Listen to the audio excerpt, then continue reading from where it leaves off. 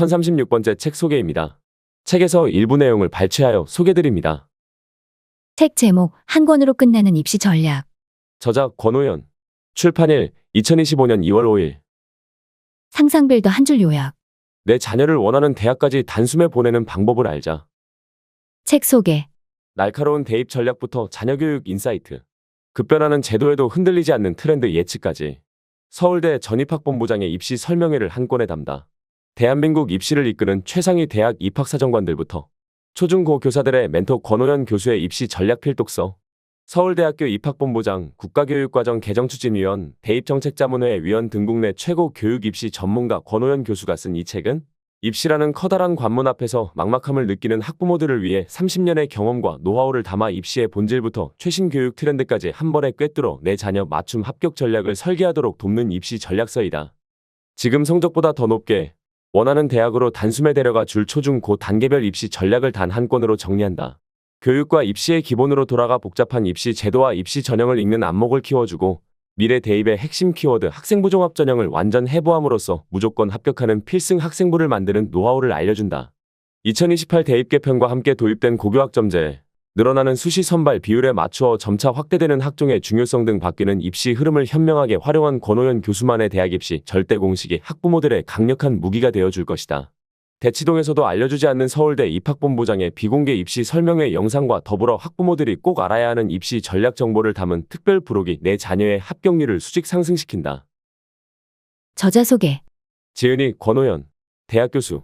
서울대학교 사범대학 명예교수. 서울대 도거교육과 교수로 재직하며 대한민국 입시의 중심인 서울대학교 입학본부를 이끌었다. 국가교육과정과 대입제도에 대한 다양한 연구와 교육을 맡아 진행하기도 했다. 학교 교육에 기반을 둔 학생부 종합전형이 우리 대입에 굳건히 자리 잡도록 하는데 크게 이바지하여 오늘날까지도 대한민국 입시 교육계의 멘토로서 교육 종사자들의 존경을 한몸에 받고 있다. 국가교육과정 개정추진위원, 대입정책자문회 위원, 대한민국인재상 중앙심사위원회 위원장, 교육부 재외교육지원센터장 등을 역임하며 다양한 교육 행정과 정책 개발에 적극적으로 참여했다. 한 권으로 끝내는 입시 전략은 지난 30년간 치열한 입시 현장을 온몸으로 겪어낸 권호연 교수만의 교육 입시 필승 공식을 통해 본질부터 트렌드까지 복잡다단한 대입 이슈를 명쾌하게 풀어낸다. 입시 변화를 꿰뚫는 정확한 통찰과 날카로운 대입 전형 분석이 학부모들의 입시 궁금증을 속 시원히 해결하고 합격까지 단숨에 이끌어줄 것이다. 퇴임 후에도 전국 대학의 전임 입학사정관, 위촉 교수 입학사정관, 진로진학 교사들을 대상으로 대입정책과 입시제도, 대입 종사자의 직무윤리, 진로진학 지도에 관한 강의를 꾸준히 진행하고 있으며 KBS 1쌤과 함께 늘 비롯하여 다양한 학부모 강연을 통해 대한민국의 학부모님들과도 꾸준히 소통하고 있다. 책에서 얻은 내용. 시대 맞춤 대학 합격 절대 공식으로 내 자녀에게 꼭 맞는 실전 대입 로드맵을 설계하라. 1:1 완성형 입시 전략으로 안내하는 단 한 권의 바이블. 입시를 앞둔 학부모들의 고민은 다양하다. 수시와 정시의 선발 비율은 왜 매년 바뀌는 걸까? 이제는 수능 성적만으로 대학에 갈 수 없다고 하는데 그렇다면 또 무엇을 준비해야 하는 걸까? 의대 준비반, 영재고 준비반을 미처 대비하지 못했으면 대입에서 실패할 수밖에 없는 걸까? 왜 고교학점제가 학생부 종합전형의 핵심이 된 걸까? 이 다양한 질문은 하나의 질문으로 귀결된다. 결국 합격하는 아이들의 비결은 도대체 뭘까? 대한민국 입시의 중심인 서울대학교 입학본부를 이끌어온 권호연 교수는 30년간 입시 현장에 몸담으며 대학 입시에는 어떤 교육 환경 속에서도 통하는 불변의 진리가 있다는 사실을 깨닫는다. 교육의 목표는 시대가 호명하는 인재를 양성하는 것이고 대학 역시 그러한 인재를 선발하길 원한다. 즉, 대입 불변의 진리란 교육과 입시의 본질을 정확히 이해하는 데에서 시작하여 내 자녀의 강점을 발굴하고 체계적으로 활용할 수 있도록 돕는 과정을 통해 완성된다. 이 진리를 바탕으로 하는 절대 공식이야말로 업그레이드된 미래를 꿈꾸며 이 순간에도 치열하게 입시를 준비하는 학부모와 수험생에게 꼭 필요한 기본기다. 입시가 어렵고 막막하게 느껴지는 이유는 지금까지 누구도 대학 입시에 이 기본기가 필요하다는 사실을 알려주지 않았기 때문이다. 간단한 사칙연산이 결국 복잡한 킬러 문항을 풀어내는 힘이 되는 것처럼 입시라는 문제에도 사칙연산이 필요하다. 한 권으로 끝내는 입시 전략과 함께 기초부터 탄탄하게 쌓아 올리는 입시는 쉽고 확실하다.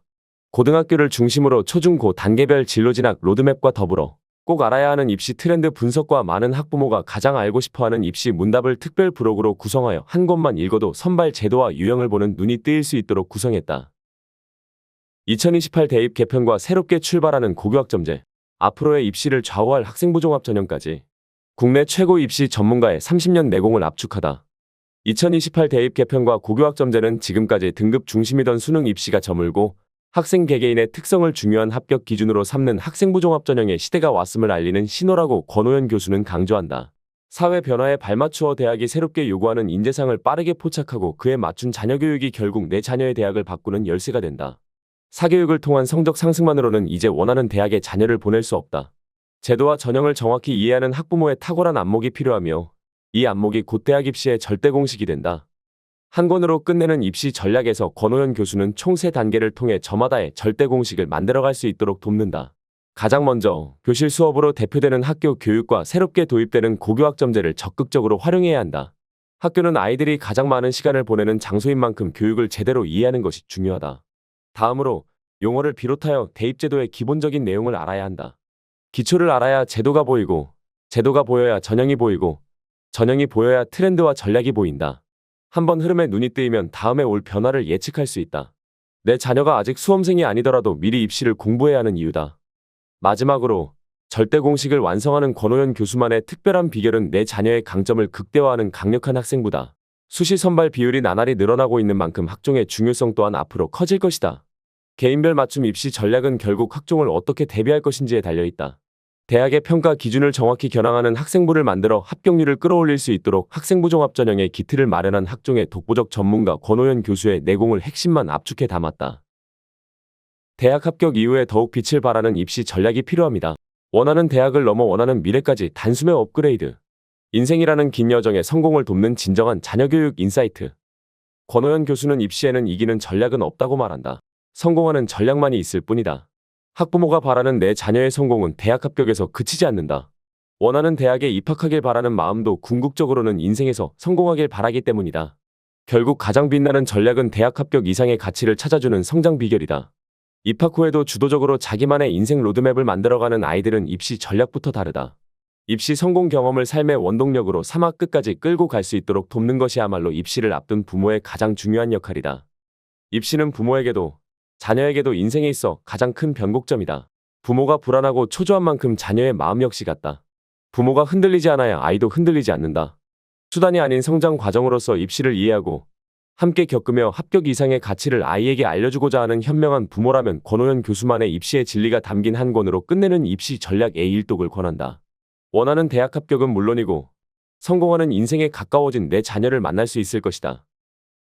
멘토 같은 부모가 되려면 자녀에게 조언해줄 때 참고가 될 만한 다양한 정보를 먼저 습득해야겠죠. 또한 개별 정보들의 가치와 효용성을 정확하게 판단하는 안목을 갖추는 것이 중요합니다. 그리고 자녀와 더불어 진로와 진학에 대한 전체 로드맵을 설계한 후 그에 따라 단계별 활동을 계획하고 차근차근 이행해가는 과정이 필요합니다. 그러니 고등학교에 다닐 때는 당장의 성과에만 매달리지 말고 미래의 삶 전체를 바라보며 긴 호흡으로 학업을 설계하고 수행하는 자세를 키워가야 합니다. 중량 나에게 맞는 진로를 차근차근 마련해 나간다는 마음가짐을 갖는 것이 무엇보다 중요합니다. 그런 점에서 고등학교 시절은 자신의 삶 전체를 알차게 준비하는 결정적 시기, 즉 일종의 골든 타임이라 할 수 있습니다. 역량 중심 인재상과 개별화 교육으로의 전환은 결국 평가의 변화로 이어집니다. 개별화 교육이 자리를 잡으려면 대입도 그에 맞게 변화해야만 하겠지요. 특히 동질화 교육 시대의 산물인 수능은 기본적으로 같은 콘텐츠를 평가하는 시험입니다.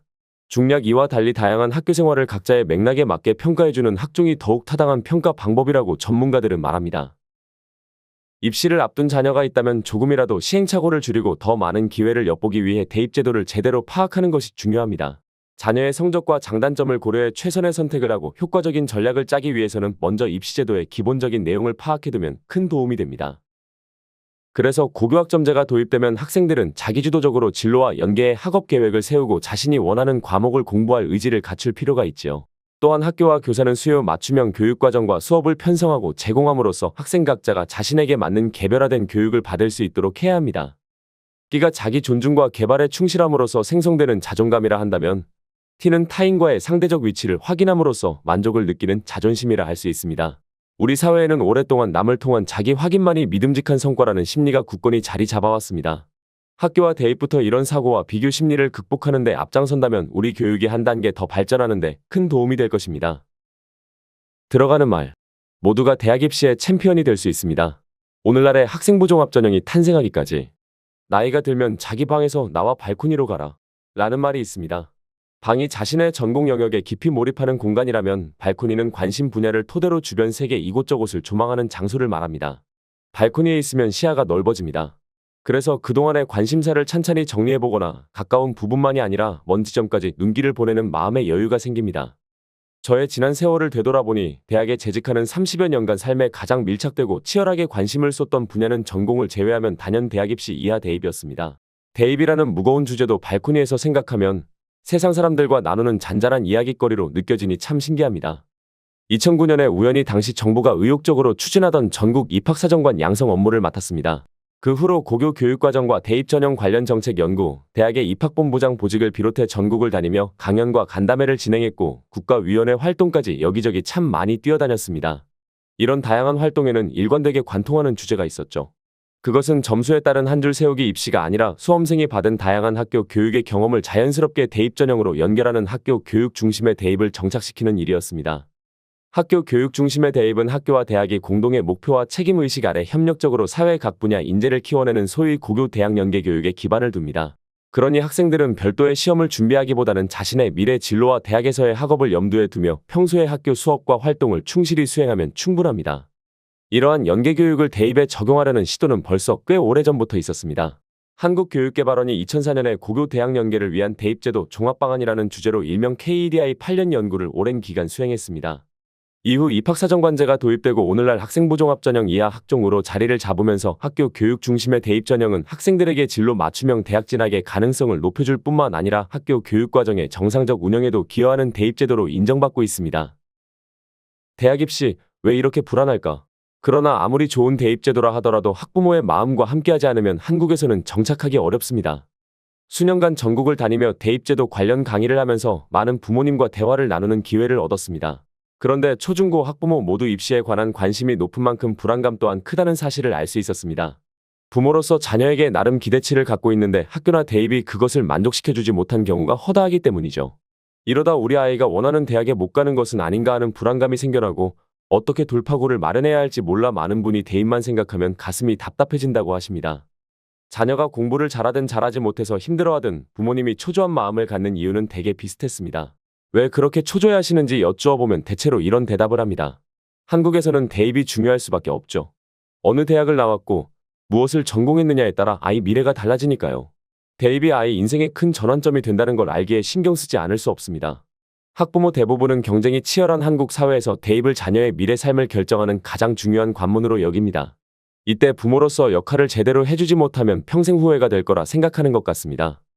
언제가 학부모와 간담회에서 대입과 관련해 어떤 점이 마음을 초조하게 하는지 자유롭게 이야기를 나눈 적이 있습니다.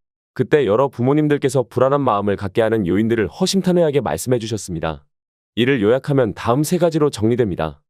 첫째, 대입제도가 너무 복잡하다는 생각에서 오는 불안입니다. 국가 정책적으로는 수험생의 기회를 다양화하려는 목적으로 수시엔 학교생활기록부 이하 학생부 위주 전형, 정시엔 수능 위주 전형으로 나누어 운영합니다. 그런데 교육 수요자는 이를 기회의 확대로 여기지 못했습니다. 그보다는 어떤 전형을 중심으로 준비해야 나에게 유리한지 혼란스러워하며 오히려 선택과 결정에 부담감이 가중된다고 느끼는 경향이 강했지요. 둘째, 주위 학부모들은 유익한 정보를 얻어 일찍부터 준비하는데 나만 대입 관련 정보를 늦게 파악해 너무 안일하게 대비하는 것이 아닌가 하는 생각에서 오는 불안입니다. 예를 들어 언론에서 초등학생 대상 의대 준비반 혹은 영재고 준비반 등에 관한 기사를 접했다고 해보죠. 그러면 마냥 손을 놓고 있는 자신을 질책하며 상대적 박탈감을 느끼는 분들이 많습니다. 셋째, 대입제도가 너무 자주 바뀌어 따라가기 힘들다는 생각에서 오는 불안입니다. 우리나라는 대입에 대한 국민적 관심이 워낙 크고 예민합니다. 그러다 보니 새로운 교육과정에 맞춘 변화뿐만 아니라 사회적 기슈에 응답하는 대입 개편도 자주 행해집니다. 최근에 무전공 선발이나 의대 정원 확대 등도 이런 사례들입니다. 학부모 입장에서는 제도가 바뀌면 아이에게 유리한지 불리한지 따져보게 되는데 이때 명확한 결론이 나오지 않으면 초조한 마음이 들 수밖에 없습니다. 대입 관련 일을 하는 사람으로서 생각하면 학부모의 초조한 마음이 충분히 이해됩니다. 사랑스러운 자녀의 미래를 소중히 여기는 만큼 그 미래에 유익한 내용이라면 무엇이든 정보를 얻어 자녀에게 도움을 주고 싶어 하는 것은 모든 학부모의 공통된 소망입니다. 그러나 눈앞의 성과만 보고 불안감과 초조함에 휩싸여서는 바람직한 해결책을 찾기 어렵습니다. 그보다는 마음의 여유를 갖고 긴 호흡으로 자녀가 지속해서 성장할 수 있도록 곁에서 도움을 주는 것이 더욱더 효과적입니다. 그러기 위해서는 부모로서 무엇을 알아두어야 하며 자녀에게 어떤 조언을 해주어야 할까요? 대입 앞에서 초조한 학부모들을 위한 기본 길잡이. 이 책은 대입 준비와 관련해 학부모가 느끼는 초조한 마음과 궁금증을 조금이라도 풀어드리려는 의도로 기획했습니다. 앞서 언급했듯이 불안한 마음을 갖게 하는 세 가지 요인, 즉 대입제도가 복잡하다, 남들보다 준비해서 뒤처진다, 자주 변하는 대입제도를 따라가지 못한다라는 느낌에서 오는 불안감을 이겨내려면 어떻게 해야 할까요? 최근의 이슈들에 대한 정보를 얻는 것도 필요하지만 학교 교육과 대입제도에 대한 기본적인 내용부터 먼저 알아두는 것이 가장 중요합니다. 학교 교육과 대입제도에 대해서는 일상생활에서 많은 이야기를 나눕니다. 하지만 정작 이들의 기본 취지나 세부 내용들이 서로 어떻게 연결되어 있는지에 대해서는 모르는 경우가 많습니다. 그래서 이 책은 학교 교육과 대입제도, 진로 설계와 자녀 교육을 서로 연결해 가장 기본적인 내용들을 체계적으로 정리하고 설명하는 데 중점을 두고 있습니다. 그렇게 함으로써 부모님들이 자녀 맞춤형으로 구체적인 진로 진학을 설계하고 미리 준비하실 때 도움이 되는 친근한 안내자가 되려 합니다. 길잡이가 되겠다는 취지에 맞춰 이 책은 특히 다음 세 가지에 중점을 둡니다. 첫째, 학교 교육에 대한 이해도를 높여줍니다. 오늘날 대입을 준비하는 가장 효과적인 방법은 학교 교육에 충실하며 교실 수업을 잘 활용하는 것입니다. 그러기 위해서 고등학교 교육의 취지와 구성 요소들 그리고 고교학점제 도입에 따라 유의할 점 등 최근의 변화에 관해 설명합니다. 둘째, 대입제도의 기본적 내용과 변화 및 논란이 되는 이슈들을 정리해 안내합니다. 대입제도는 법적 근거와 정책적 방향 속에서 운영되기에 먼저 이러한 내용들에 대해 상세히 설명합니다. 그리고 우리나라 대입제도의 최근 변화 방향, 2022 개정 교육과정에 따른 대입 개편 내용, 개편에 따라 특히 유의해야 할 점 등을 알아봅니다. 셋째, 학종을 대비한 진로 설계와 진학 준비 방향입니다. 요즘은 전국적으로 정시보다는 수시 비중이 큰 편이죠. 현재 수시와 정시 비율은 대략 8대 2 정도입니다. 따라서 전략적으로 수능에만 올인하는 것은 위험하며 정시를 준비하더라도 학교 교육을 열심히 받아둬야 합니다. 특히 수시 학종은 성적을 기계적으로 반영하는 방식이 아니라 대학에서의 학업적 합도를 봅니다. 따라서 학생들은 미래 진로를 설계하고 희망 전공에 부합하는 학업을 고교에서 수행해야 합니다. 이를 위해 진로 설계 학업 수행, 학종 사이의 연관 구조에 대해 자세히 설명합니다. 오늘날 대입을 준비하기 위해서는 학교 교육과 대입의 관련성을 총체적으로 이해해야 하므로 학부모 입장에서 궁금해하는 점이 많을 수밖에 없습니다. 그 궁금증을 풀어내려면 먼저 학교 교육이 어떻게 바뀌고 있는지, 교육과정에는 어떤 변화가 있는지 알아야 합니다. 또한 대입과 관련해 자녀를 지도하는 데 활용할 기본 지식과 안목도 필요하지요. 이 책에서는 이런 자질을 어떻게 갖추면 좋을지, 자녀를 지도할 때 학부모로서 어떤 점에 주의를 기울여야 하는지에 대한 전반적인 내용을 정리해 최대한 쉽게 설명하도록 하겠습니다. 아이들은 누구나 챔피언이 될 수 있습니다. 이 책을 읽으실 때는 우리 자녀가 다음에 언급된 두 챔피언 중 하나라 생각하시는 것이 좋습니다. 지금 공부를 잘하고 성적이 우수한 아이는 현재 챔피언이며 당장은 성적이 기대에 미치지 못하지만 앞으로 노력을 기울이면 언젠가는 챔피언이 될 수 있는 잠재력을 가진 아이는 히든 챔피언이라 부를 수 있습니다. 이런 점에서 현재 상황과 상관없이 아이들은 모두 챔피언이 맞습니다. 그룹 1, 현재 챔피언 학생. 그룹 2, 히든 챔피언 학생. 자녀를 미래가 기대되는 챔피언으로 느끼시려면 학부모부터 아이의 부족함을 지적하기보다는 잠재력과 성장 가능성을 믿어주어야 합니다. 지금 당장은 아이가 원하는 만큼의 성과를 거두지 못한다 해도 고등학교, 대학교를 나와 직업 세계를 거치며 언제든 달라질 수 있다는 이야기입니다. 아이가 성장하면 그룹 1과 그룹 2가 같아진다는 뜻이죠. 우리 주변에도 큰 인물로 성장한 분들을 보면 중고등학생 시절에는 학업에 어려움을 겪은 사례들이 많습니다. 수학의 노벨상이라 불리는 필즈상을 받은 허준희 교수님도 고등학교 시절은 특히 수학 문제 풀이에 어려움을 느껴 자퇴까지 했습니다. 하지만 대학과 대학원을 거치며 수학의 최고봉에 서는 인물로 성장했음은 잘 알려진 사실입니다. 부모로서 아이의 성장을 도와주기 위해서는 아이가 가진 장점에 주목해야 합니다. 단점을 보는 것은 본능이고 장점을 보는 것은 재능이다. 일본의 여류 작가 소노 아야코 소노 어야코가 한 말입니다. 표면적으로만 보면 아이의 단점만 보이고 장점은 잘 안 보일 가능성이 큽니다. 이때 부모가 할 역할이 있습니다. 우리 아이가 지닌 독특한 특성과 장점을 찾아내어 그걸 기반으로 지속적인 성장을 해나가도록 격려하고 조언해주는 일이죠. 허준희 교수님도 학창시절에 수능식의 문제풀이 수학에는 약했지만 수학의 원리에 대해 혼자 깊이 생각해보는 습관을 지녔다고 했습니다. 이처럼 남다른 장점을 잘 살린 것이 세계적 수학자로 우뚝 서게 된 바탕이 되었다고 합니다. 헬리콥터 부모가 아닌 멘토 같은 부모로 자녀가 지속해서 성장하도록 곁에서 도와주기 위해서는 멘토 같은 부모가 되는 것이 무엇보다 중요합니다. 한때 헬리콥터 부모라는 말이 유행했는데 멘토 같은 부모는 헬리콥터 부모와 반대의 위치에 있습니다. 자녀 교육에 지나친 관심을 가져 헬리콥터처럼 자녀 머리 위를 맴돌며 세세한 부분까지 통제하는 부모를 헬리콥터 부모라 부릅니다. 최근에는 헬리콥터 부모가 대학까지 진출해 자녀 학업을 관리한다는 언론 보도도 있더군요. 실제로 대학의 신입생 중에는 부모의 강요로 대학이나 전공을 선택한 학생들도 많습니다. 이런 학생들은 자기결정이 주는 뿌듯함을 놓친 데 대해 대학 생활을 하는 동안 늘 마음 한켠에 허전함을 갖고 지내는 듯 하더군요. 반면 멘토 같은 부모는 판단에 도움이 되는 경험과 지식을 바탕으로 자녀를 격려하고 조언해주는 사람을 지칭합니다. 멘토 같은 부모는 자녀가 경험이 부족하다 해도 부모 자신이 일거수일투족을 통제해야 하는 수동적 존재로 보지 않습니다. 그보다는 자녀를 스스로 생각하고 선택하며 성장해 나가는 독립된 주체로 인정합니다. 물론 10대 자녀들은 아직 경험이 부족하기에 당연히 부모의 도움이 필요하겠죠. 그렇지만 여러 가지 사안과 마음가짐에 대해 옆에서 조언을 해줄 뿐 최종 선택과 결정은 자녀가 하는 모양새를 만들어주는 것이 성장에는 더욱 도움이 됩니다. 자신에게 맞는 학습과 성장이 이어지도록 가까운 거리에서 조언을 해주는 믿음직한 선배 같은 존재가 바로 멘토 같은 부모입니다. 멘토 같은 부모가 되려면 자녀에게 조언해줄 때 참고가 될 만한 다양한 정보를 먼저 습득해야겠죠. 또한 개별 정보들의 가치와 효용성을 정확하게 판단하는 안목을 갖추는 것이 중요합니다. 그리고 자녀와 더불어 진로와 진학에 대한 전체 로드맵을 설계한 후 그에 따라 단계별 활동을 계획하고 차근차근 이행해가는 과정이 필요합니다. 그럴 때 이 책의 관심 부분을 차분히 읽으면서 정보와 안목의 공백을 메우고 전체 진로 진학 로드맵을 구상하는 데 활용하시기 바랍니다. 앞서 말씀드린 것처럼 이 책은 다양한 경험을 모아둔 사례집이 아니라 학교 교육과 대입에 대한 핵심적 내용을 정리한 진로 진학 길잡이에 가깝습니다. 그러니 이 책에서는 판단에 도움이 되는 기본적 사항들에 대한 정보만 얻으시면 됩니다.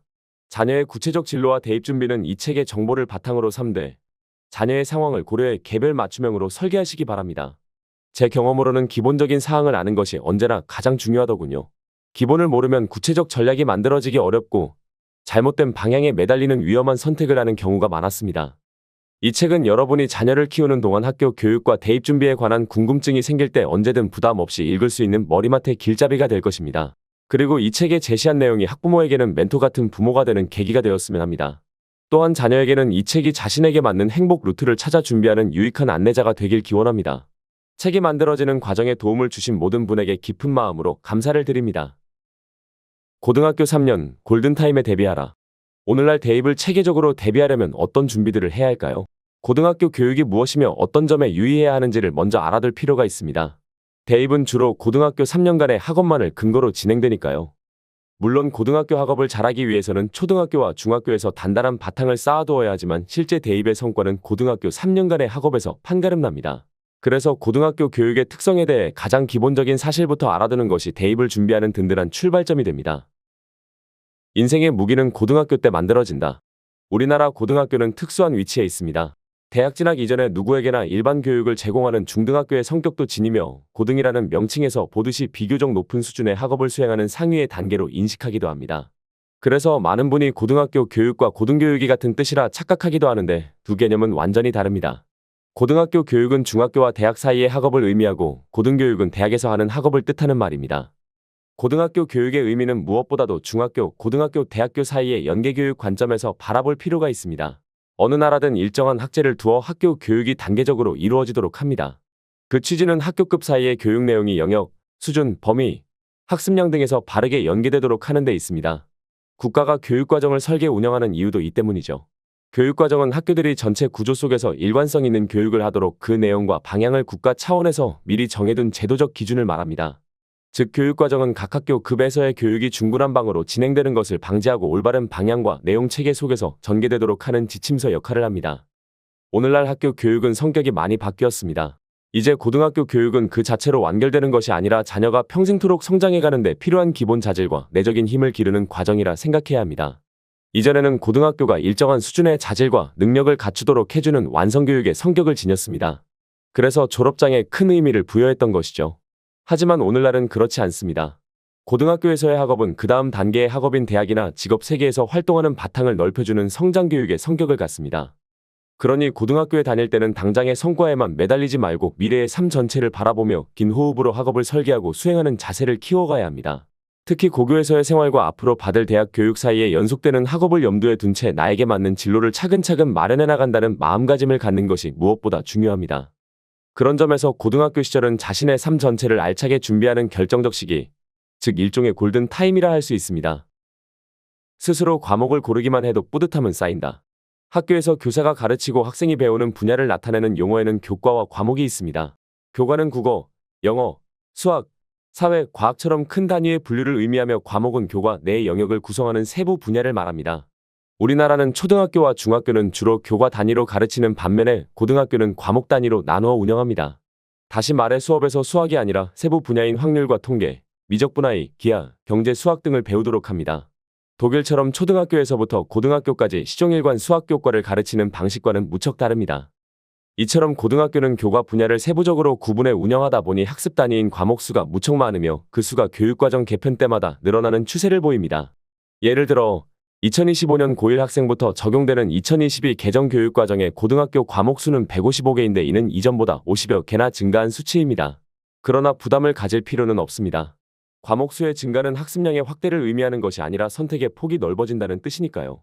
또한 이전에는 개별 과목을 1년 동안 가르쳤는데 이제 학기별로 개설하다 보니 교육과정에서 과목 수가 늘어난 것일 뿐입니다. 3년 동안 학생 각자가 이수해야 할 학점 수는 오히려 12학점이나 줄었습니다. 고등학교는 과목 수가 대단히 많기 때문에 150여 개의 과목을 교과뿐만 아니라 성격에 따라서도 적절히 분류해 운영합니다. 우선 공통과목과 선택과목으로 나눕니다.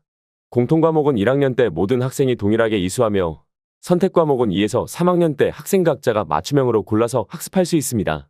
이는 고등학교를 일반교육의 완성을 추구하는 초반부 공통교육과 진로진학 맞춤형 학습을 수행하는 후반부 선택교육으로 나눈 것과 맥을 같이 합니다. 먼저 고등학교 1학년 때 배우는 공통과목이 뭔지 알아둡시다. 공통과목은 지금까지 해온 교과 학습이 한 곳으로 모이는 담수지이며 개별 과목 학습으로 넘어가는 브릿지 역할을 한다고 생각하면 됩니다. 초등학교와 중학교에서 여러 해 동안 학습한 국어, 수학, 영어 등 교과별 내용이 고1의 공통과목 속으로 모두 흘러듭니다.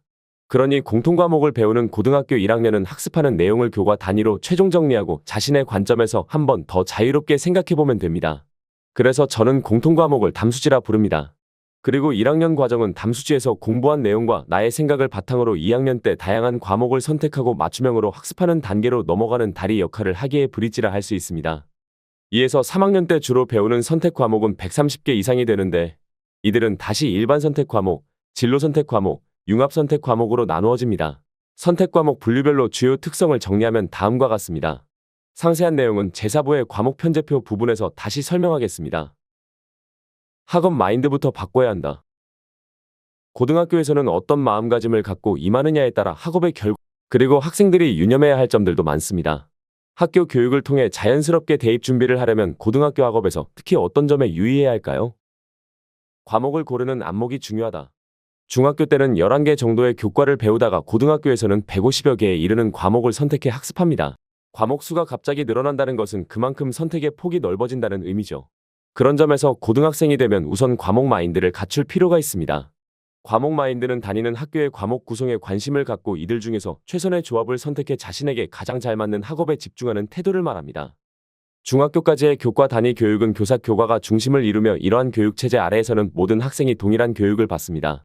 반면 과목 단위 교육은 학생 과목이 중심을 이루기에 학생 각자가 맞춤형 학습을 할 수 있습니다. 이런 이유로 과목 체제에서는 교과 체제 때보다 학생이 학습을 계획하고 실행하며 나중에 되돌아보고 개선해가는 자세, 즉 과목 마인드가 중요해집니다. 이러한 과목 마인드는 고등학교 교육의 특화된 역할이 무엇이냐 하는 문제와도 직결됩니다. 고등학교는 대개 세 가지 기본 취지로 교육을 합니다. 첫째, 일반 교육의 심화입니다. 둘째, 대학 진학의 준비입니다. 셋째, 깊은 사고력 함양입니다. 이를 위해서 특히 다음의 세 가지에 집중하기 바랍니다.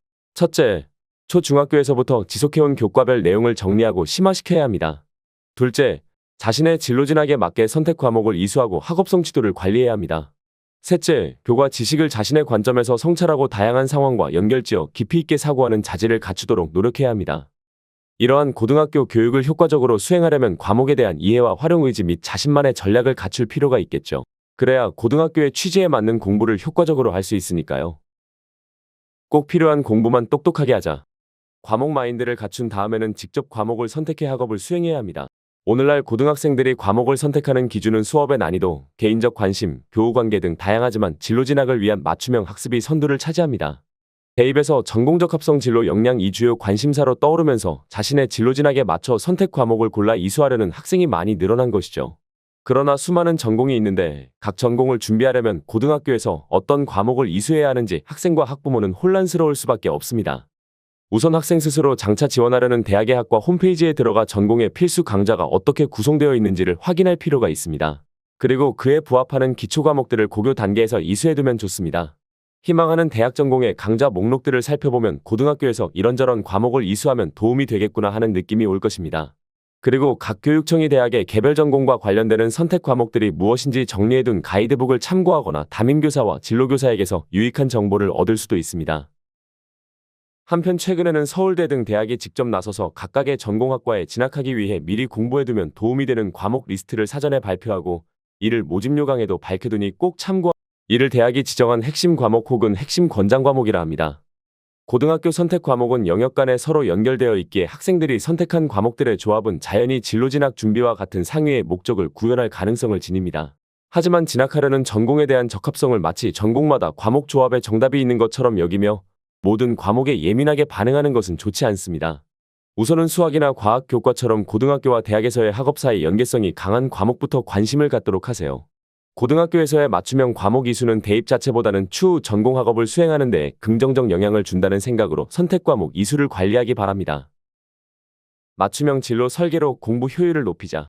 미래 삶을 집중적으로 준비하고 기반을 다지는 골든 타임인 고등학생 시절에는 학생들이 디자인적 사고력 디자인 띵킹을 가지면 큰 도움이 됩니다. 여기서 디자인은 미술에서의 디자인과는 다른 뜻입니다.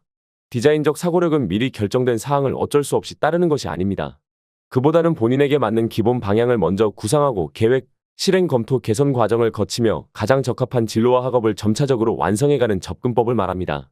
이런 점에서 디자인적 사고력은 우리는 대대로 의사 집안이니 너도 의대를 가야 해와 같이 하나의 길을 고정해 제시하는 정답적 사고력과 반대 개념입니다. 이제 고등학생이 되면 진로, 학업, 미래 삶을 스스로 디자인한다는 생각을 갖도록 하세요.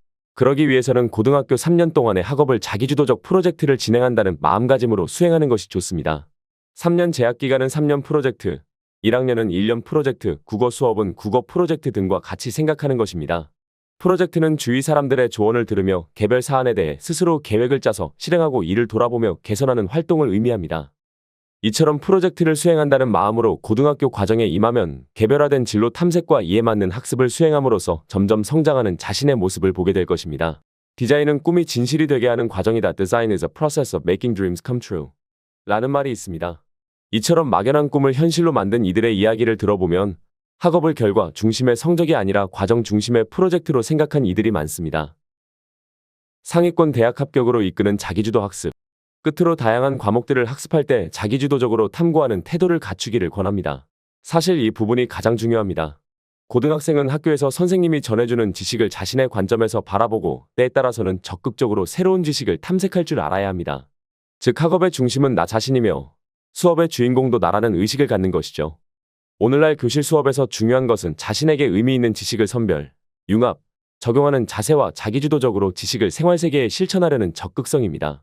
이러한 학습을 두고 새로운 교육과정은 깊이 있는 학습이라 부르기로 했습니다. 깊이 있는 학습은 학생들이 수업하며 배운 내용에 대해 스스로 질문하고 탐구함으로써 더욱 깊게 사고하고 다양한 상황 속에 적용해보는 공부 방식을 말합니다. 현대는 교사가 학생들에게 동일한 내용을 전수하는 시대가 아니라 학생 각자가 교과 내용을 습득하며 스스로 개념이나 원리를 자기 지식으로 만들어가는 시대입니다. 이러한 변화에 적응하기 위해서는 먼저 자기주도적 공부 습관을 갖추지 않으면 안 됩니다. 선생님이 전해주는 지식을 암기로만 끝내지 말고 자신의 사고 틀 속에서 한 번 더 생각하고 때에 따라서는 새로운 영역들과 연결해보는 적극적인 학습에 힘을 길러야 합니다. 물론 어린 학생들이 처음부터 잘할 수는 없겠지요. 그래도 괜찮습니다. 우선은 그러한 학습을 하려는 마음가짐부터 갖추도록 하세요.